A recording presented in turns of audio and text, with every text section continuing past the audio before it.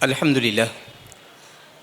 لله نحمده ونستعينه ونستغفره ونؤمن به ونتوكل عليه ونعوذ بالله من شرور أنفسنا ومن سيئات أعمالنا من يهده الله فلا مضل له ومن يضلله فلا هادي له ونشهد أن لا إله إلا الله وحده لا شريك له ونشهد أن سيدنا ونبينا وحبيبنا وطبيبنا ومأوانا وملجانا ومولانا محمد وبارك وسلم. أما بعد فقال الله رب تبارك وتعالى في القرآن المجيد والفرقان الحميد فأعوذ بالله من الشيطان الرجيم بسم الله الرحمن الرحيم قل إن كنتم تحبون الله فاتبعوني يحببكم الله ويغفر لكم ذنوبكم والله غفور رحيم. صدق الله المولانا العظيم وبلغنا رسوله النبي الأمين الكريم ونحن على ذلك لك من الشاهدين والشاكرين والحمد لله رب العالمين. وقال الله رب تبارك وتعالى في مقام آخر في شأن حبيبه إن الله وملائكته يصلون على النبي يا أيها الذين آمنوا صلوا عليه وسلموا تسليما. اللهم صل على سيدنا شفيعنا نبينا حبيبنا أمينا ومولانا محمد وبارك وسلم.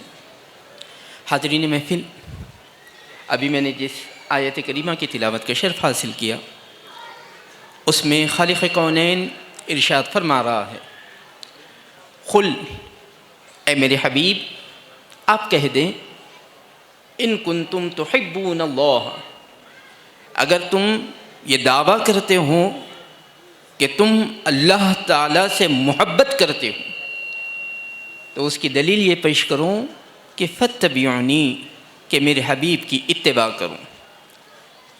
پھر اس کے بعد رب کائنات ارشاد فرماتا ہے یحببکم اللہ، اگر میرے نبی کی غلامی کرو گے تو اس کا صلہ میں یہ دوں گا کہ اب تک تم مجھ سے محبت کر رہے تھے، اب میں تم سے محبت کروں.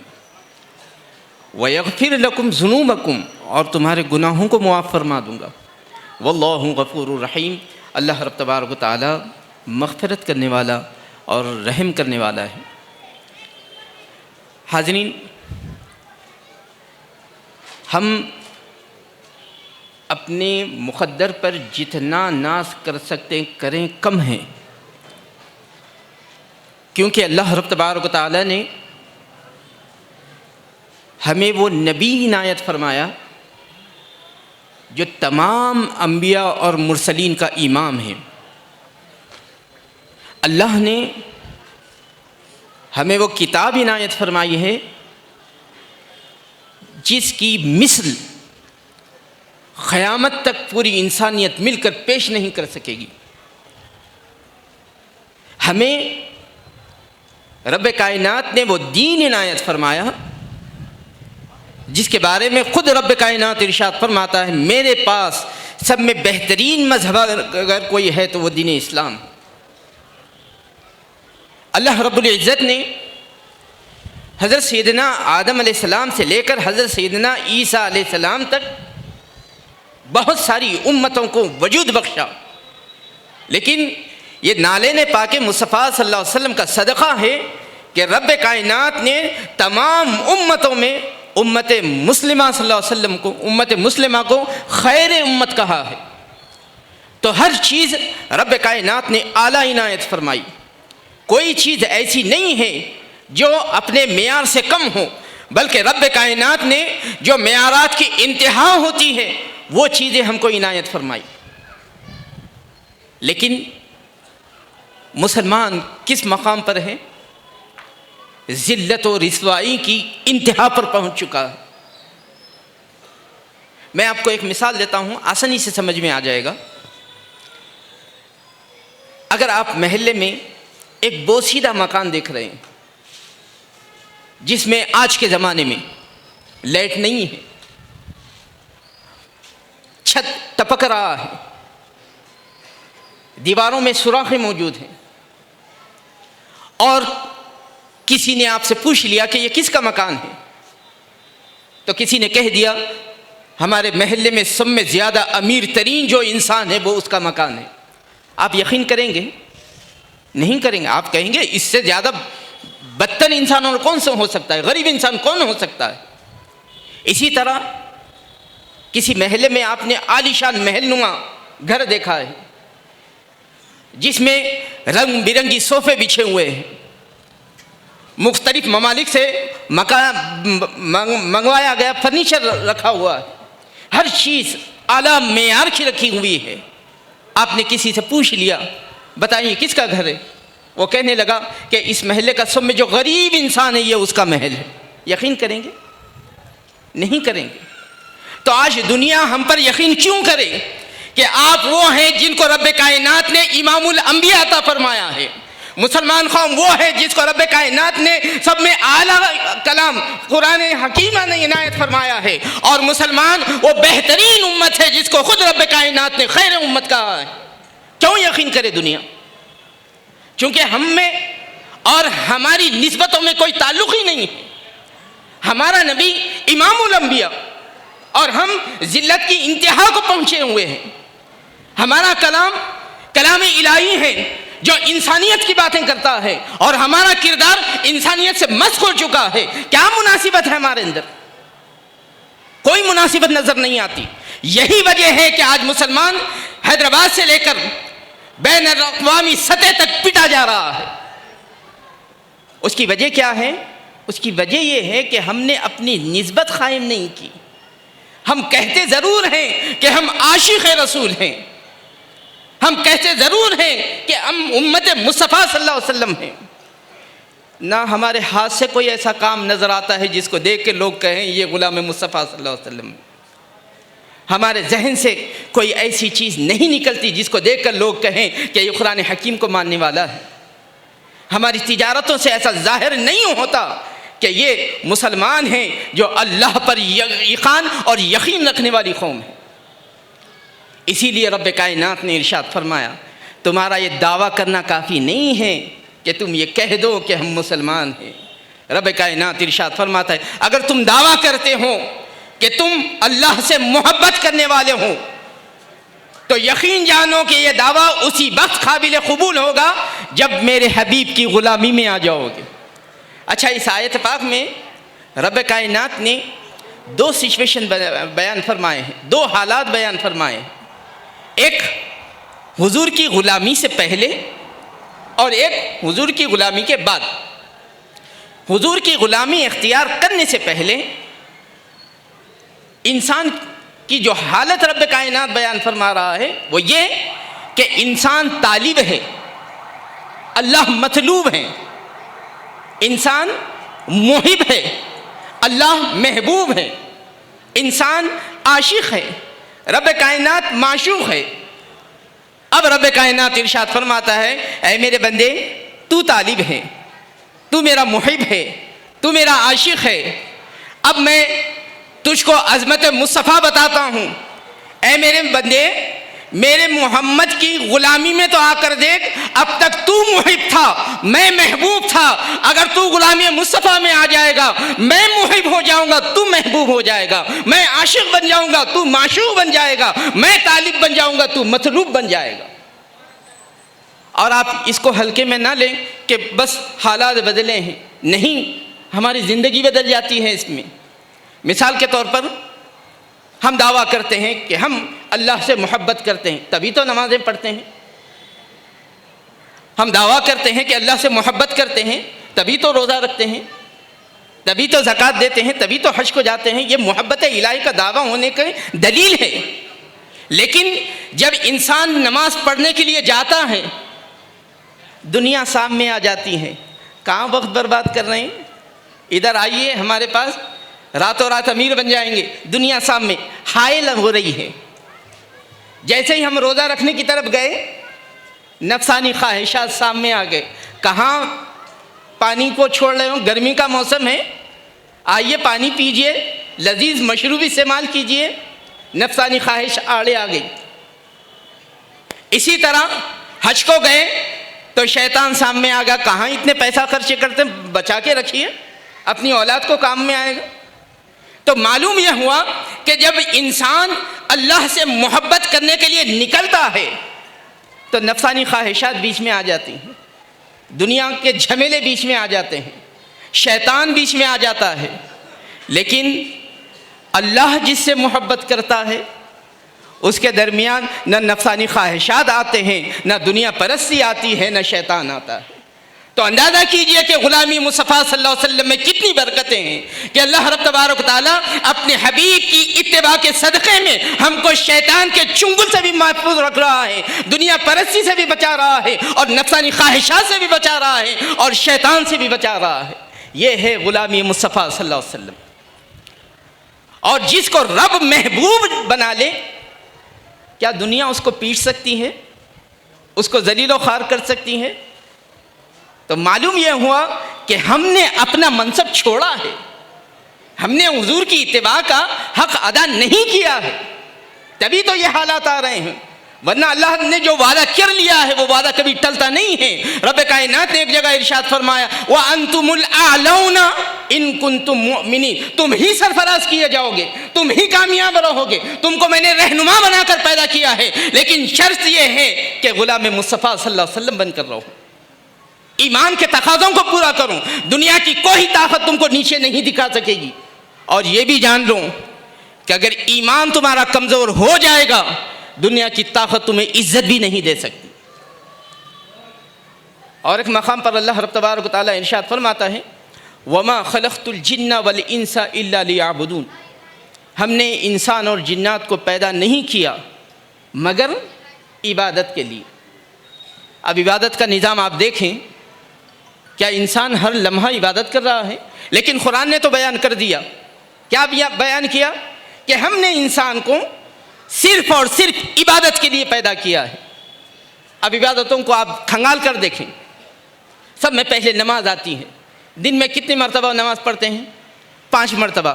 اگر خلوص کے ساتھ اگر پڑھیں گے ہم 1 گھنٹہ لگے گا، خلوص تھوڑا کم ہوا تو آدھا گھنٹہ، اگر ڈچے مارنے کی نماز پڑھے تو 5 منٹ یا 20 منٹ میں پوری عبادت ختم۔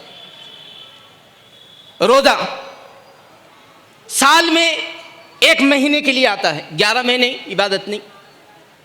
زکوٰۃ، جو صاحب استطاعت ہے، جن کے پاس مال ہے، ان پر زکوٰۃ واجب، غریبی سے مستثنا، یعنی عبادت نہیں ہو رہی۔ اور صاحب استطاعت بھی جو عبادت کر رہا ہے، وہ سال میں 1 مرتبہ جب وہ صاحب استطاعت ہوتا ہے زکوٰۃ دیتا ہے، اسی وقت عبادت کرتا ہے، باقی اوقات عبادت نہیں۔ حج، وہ تو زندگی میں 1 مرتبہ فرض ہے۔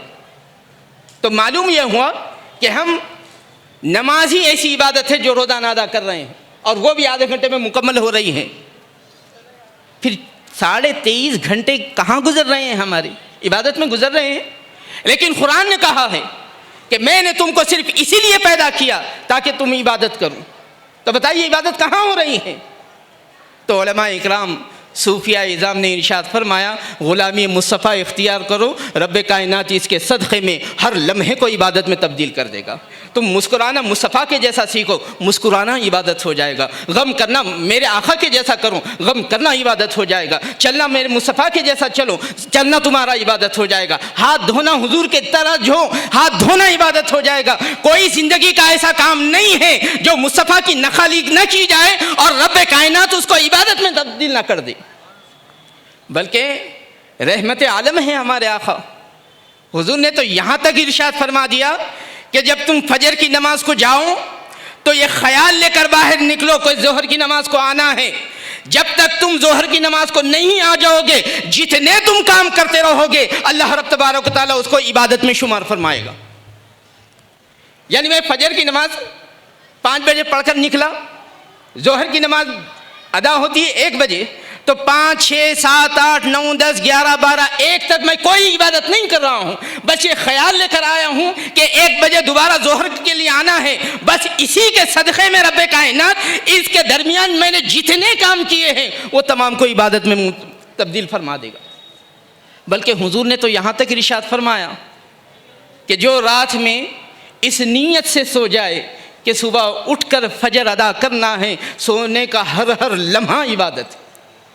تو معلوم یہ ہوا کہ غلامی مصطفیٰ میں آ جائیں تو دنیا کا کام بھی عبادت بن جاتا ہے، اور حضور کی غلامی میں نہ آئیں تو اسلامی کام بھی دنیاوی کام بن جاتے ہیں۔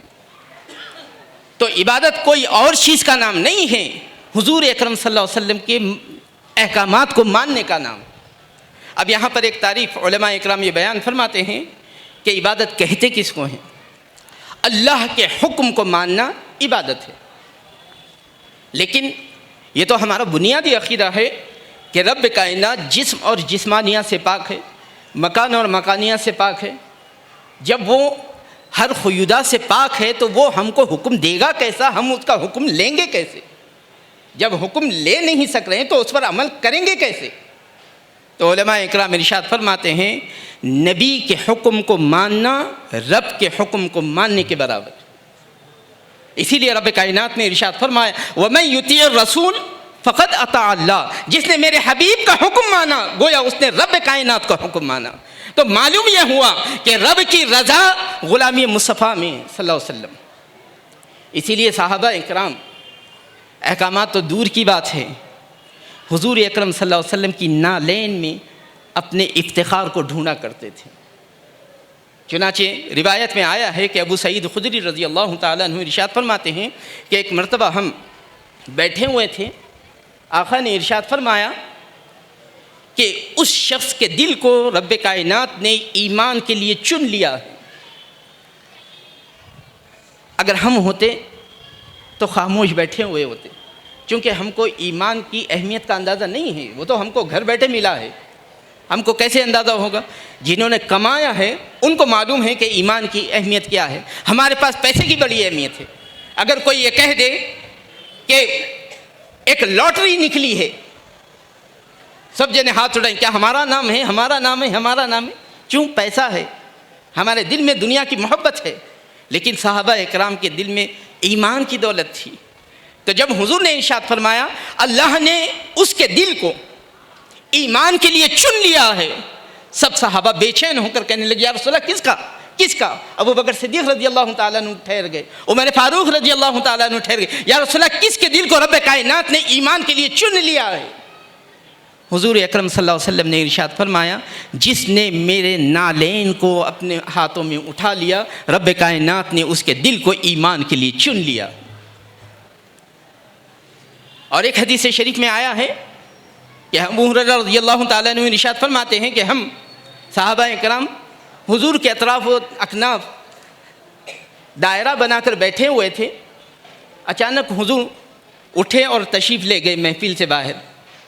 ہم نے سوچا شاید کوئی کام ہوگا اسی لیے گئے ہوں، کچھ دیر انتظار کیا لیکن آپ واپس تشریف نہیں لائے، تو ہم کو تشویش ہوئی کہ کہیں مخالفین اسلام نے حضور اکرم صلی اللہ علیہ وسلم کو کہیں نقصان نہ پہنچا دیا ہو، ورنہ عموماً اتنی تاخیر سے آپ واپس تشریف نہیں لاتے۔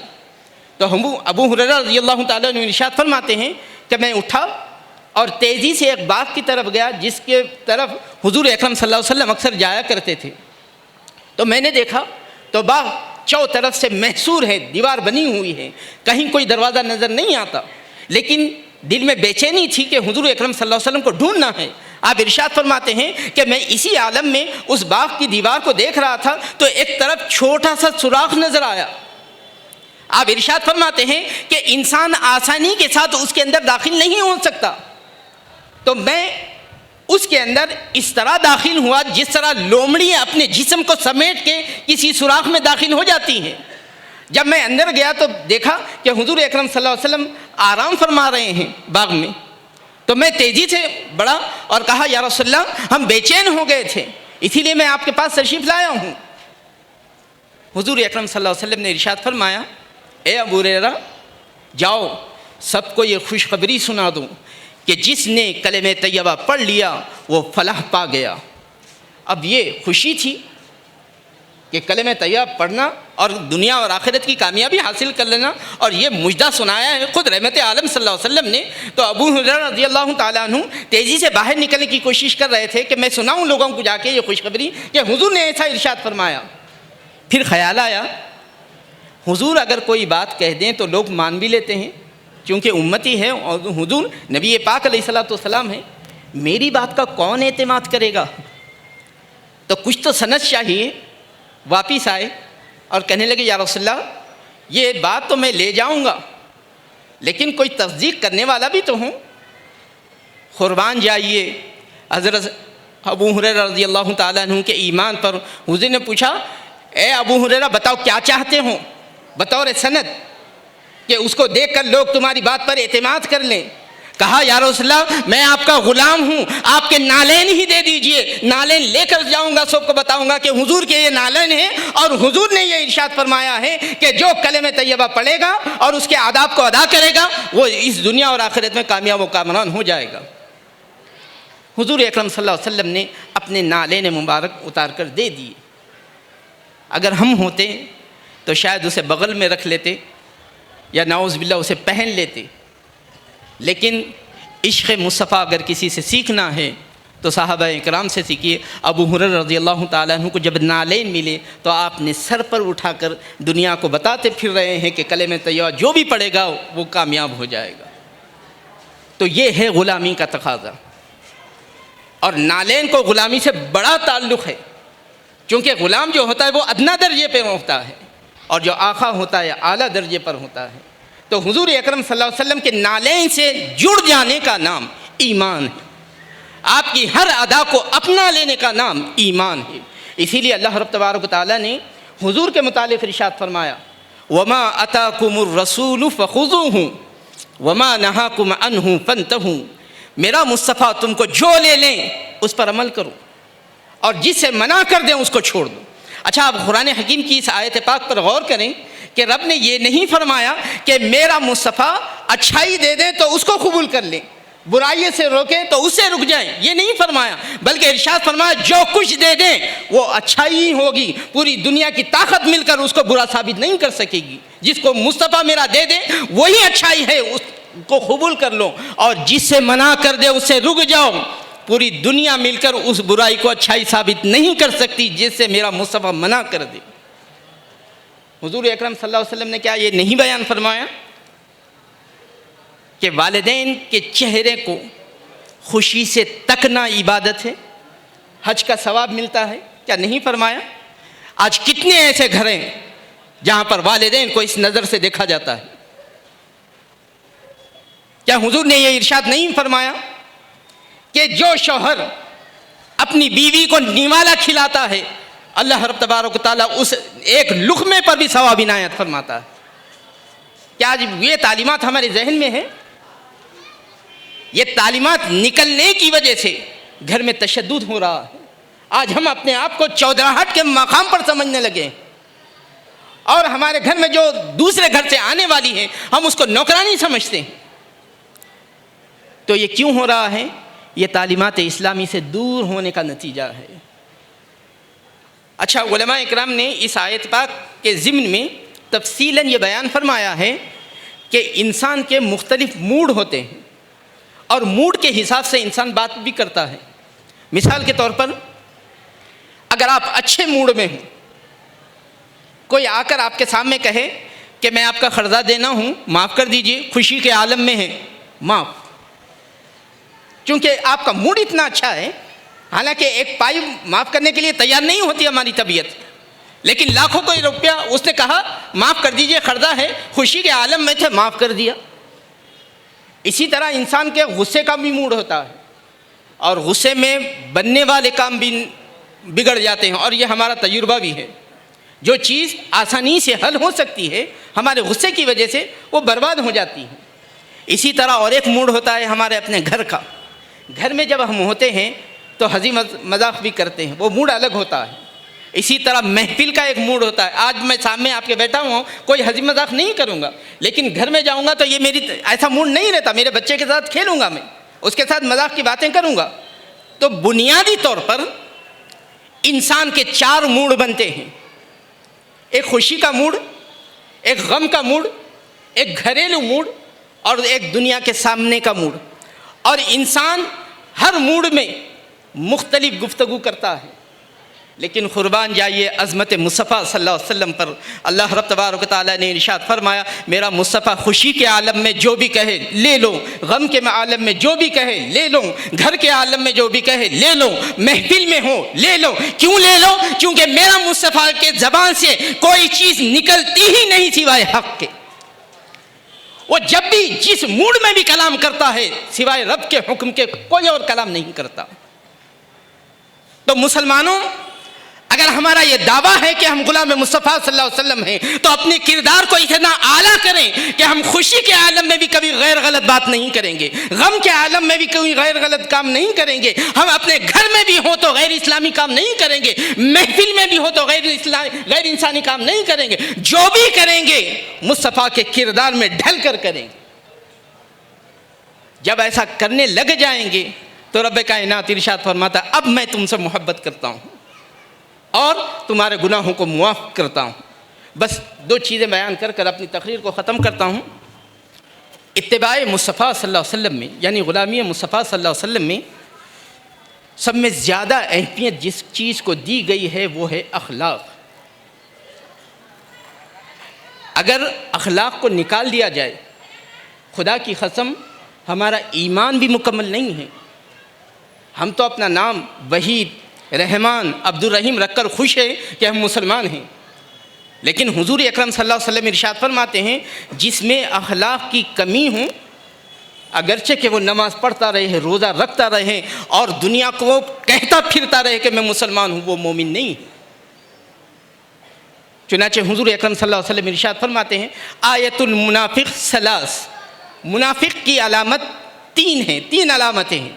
اگر یہ تین علامتیں کسی شخص میں دیکھ لیں تو ہم بلا جھجک کہہ سکتے ہیں کہ یہ منافق ہے۔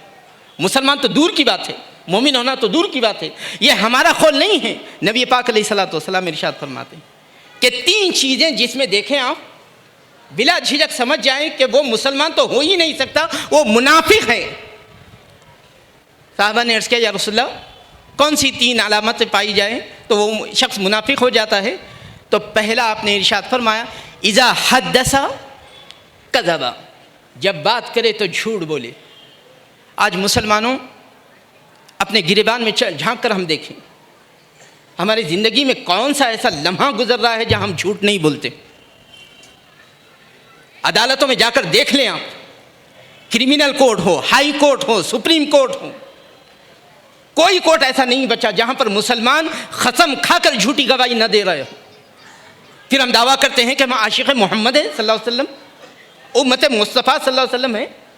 حضور نے ارشاد فرمایا جو بات کرے جھوٹ بولے وہ مسلمان ہو ہی نہیں سکتا، وہ منافق ہے۔ دوسری علامت حضور نے ارشاد فرمایا وَإِذَا وَعَدَ أَخْلَفَ، جب وعدہ کرے تو وعدہ خلافی کرے۔ یہ تو ہمارے پاس عام ہو گیا وعدہ خلافی کرنا۔